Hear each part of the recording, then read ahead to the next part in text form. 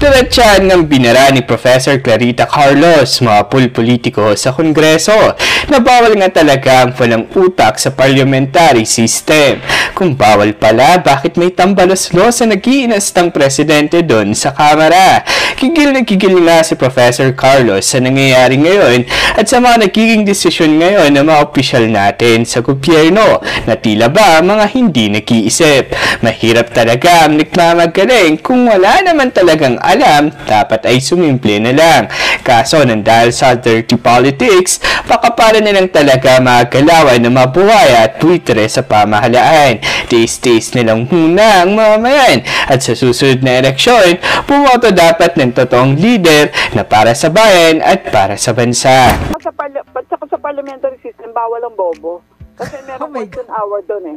Bawal ang bobo talaga. Talagang kailangan nitty-gritty, alam mo. Mga detalye talaga alam mo. Yeah. So, hindi pwedeng gwapo ka, hindi pwedeng artista ka, hindi pwedeng ano. Magandang araw mga kaibigan. Ayan, Professor Carlos strikes again. Pinag-uusapan sa interview niya sa DZAR yung plano ni Tambaluslos na magkaroon ng charter change at isang tinatarget is from the Republican magiging parliamentary form of government. Ano sabi ni Professor Carlos? Bawal ang mga bobo kung parliament. Hindi pwedeng gwapo ka, artista ka o ano ka dyan. So, sino ang pinasaringan?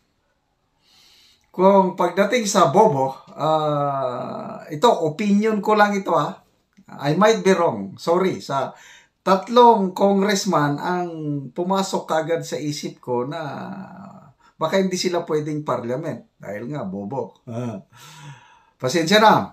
Number one, si Congressman Acop. Okay? Premier yan. Lawyer yan. Kaya lang, bakit ko nasabing bobo?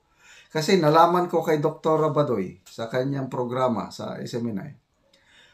Hindi pala alam ni Congressman General Attorney Acop na wala pang batas na nagpe-penalize sa red tagging. Akala niya meron. Ibig sabihin, nautos siya ng mga makabayan black. Hindi niya alam eh. First time niyang nalaman kay Doc Badoy nung binisita niya sina Eric at Doc Badoy sa kulungan.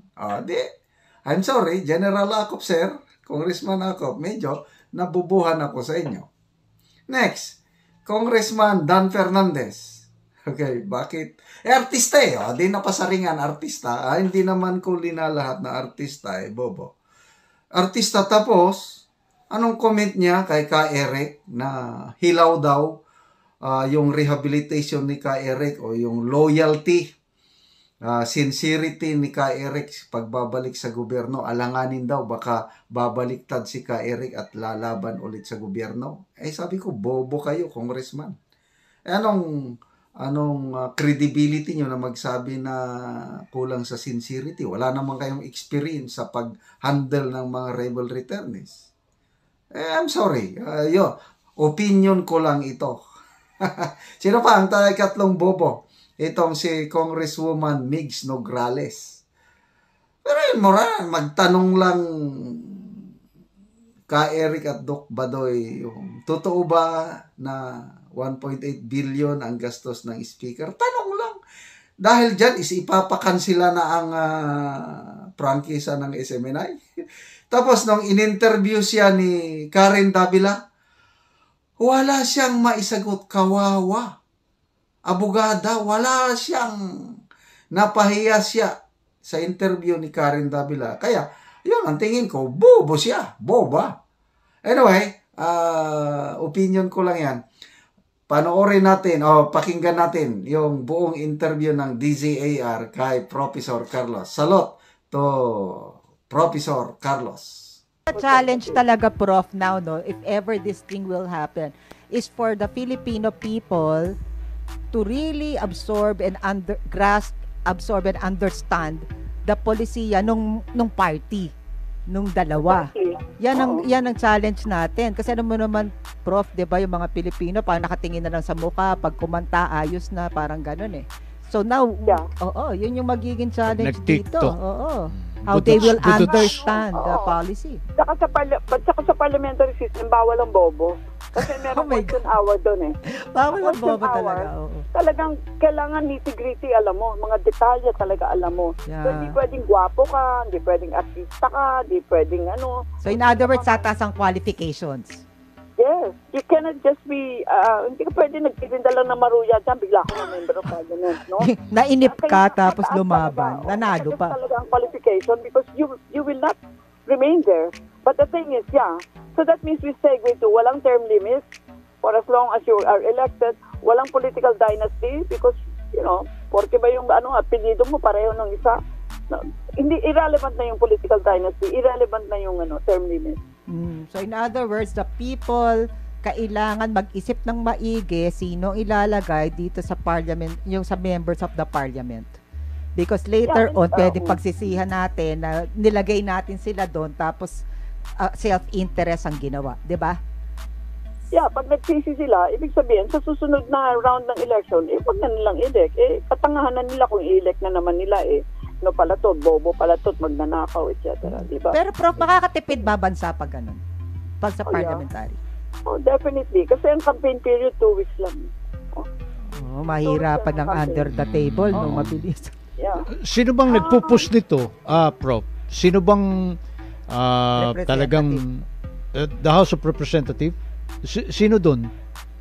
Tatlo yung modalities niyan, Meron tinatawag na People's Initiative, meaning tayo, mag-i-initiate tayo, and we want that constitution to be changed. The other is, ang Congress can constitute itself, nasa constitution ito, into a constituent assembly. Sila mismo ang gagawa ng pagbabalangkas ng bagong constitution. The third and the final mode would be for a constitutional convention to be constituted. Pareho din, ang bawat electoral district, merong isang delegate. So you have 315 or even less kasi yung populace hindi kasama doon. For as many districts that you have, parang 267 ata yun, that will be the number of members of the Constitutional Convention. So tatlo yun, People's Initiative, Constituent Assembly, and Constitutional Convention. Parang yung si Congressman Rufus Rodriguez, Concon po ba yung kanya? Constitutional Convention. Siyempre nag-iiba-iba din yung kasi si Rufus kababata ko yan So kasama puted yan sa mga political education Pero I think doon nga siya sa Constitutional Convention, but ako sa tingin ko whether it's Constituent Assembly or Constitutional Convention, for as long as you do not change the electoral system, pareho rin naman tayo mananalo di ba? Meron bang pagbabago? Wala naman, di ba? Doon sa upper house po, Prof, si Senator Robin, ano ba yung version niya? Robin is really an amazing person. He really knows everything else that I have discussed with you and more. Uy. So, nag-aral ng husto si Senator Robin Hood Padilla? Siguro, With advisors, advantage ko lang sa kanya is tinuturo ko yung kurso. So, marami akong physical evidence. Pero siguro, alam din niya yun dahil ilang beses na niya ako inimbita sa committee niya and ang ganda ng aming palitan ng kuro-kuro. Di po ba CONAS Constituent Assembly? I don't really know where he is. Diba? Importante kasi kailangan ma-amend ang constitution by whatever means. Tama po. Very active naman po si Senator Robin Idol na magpatawag, di ba? Nandun pati si Presidential Legal Advisor. Problema niya budget. Juan Ponce Enrile. O paano po yung budgetary requirement? Depende na sa kanila yun. Makokontrol nila yun. Basta meron silang floor and ceiling.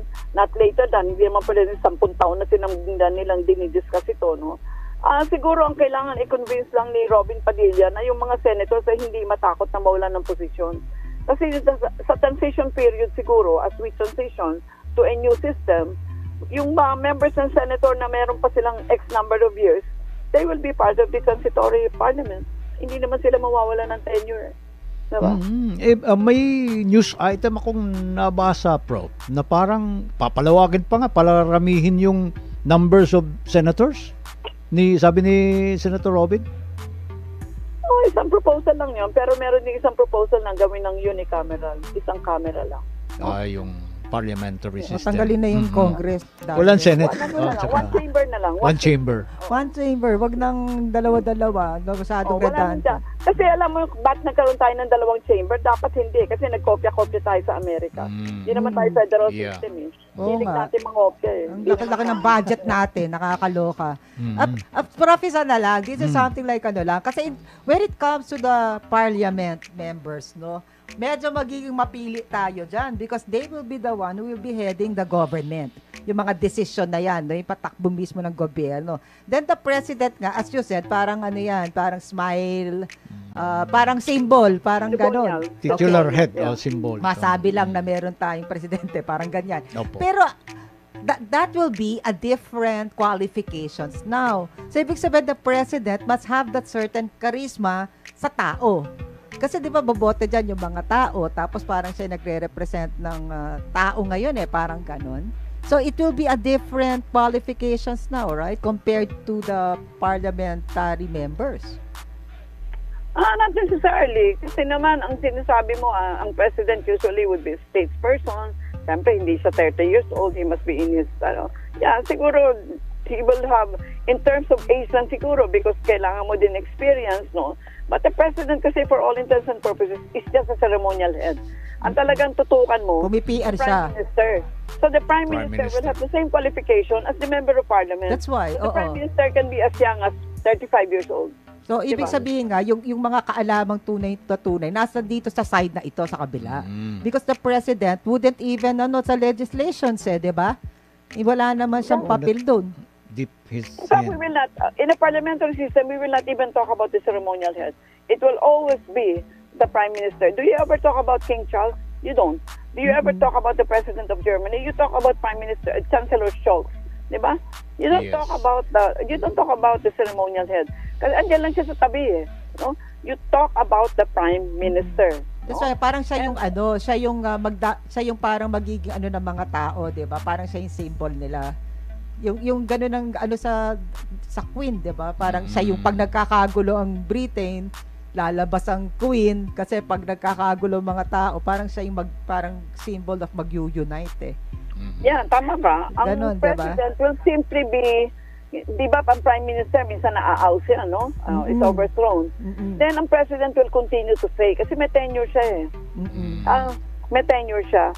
So that means, parang si Queen Elizabeth nung buhay siya, or King Charles, they will provide the continuity of the British Crown. So, dito naman sa atin, kung i-adapt natin yun, they will provide the continuity of the Republic of the Philippines while we are changing the Prime Minister. So nakikita nyo, Prof, no? If we will, start it like changing it or magsa-start na, mga ilang, sa next election ba, pwede na magamit ito sa tingin nyo sa timetable? Siguro sa next election, which will be, kailan ba yung next 2028. 2025.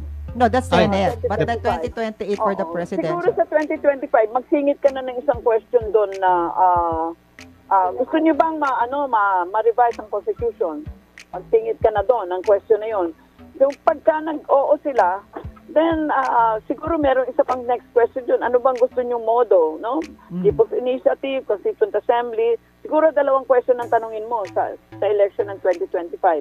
Tapos, pag meron ka ng resulta doon, sundan mo yung resulta noon. And actually, within the next election cycle, which will be 2028, di ba? Mag-ending sa Bongbong, etc. like that, pwede na mag-start yung parliamentary system.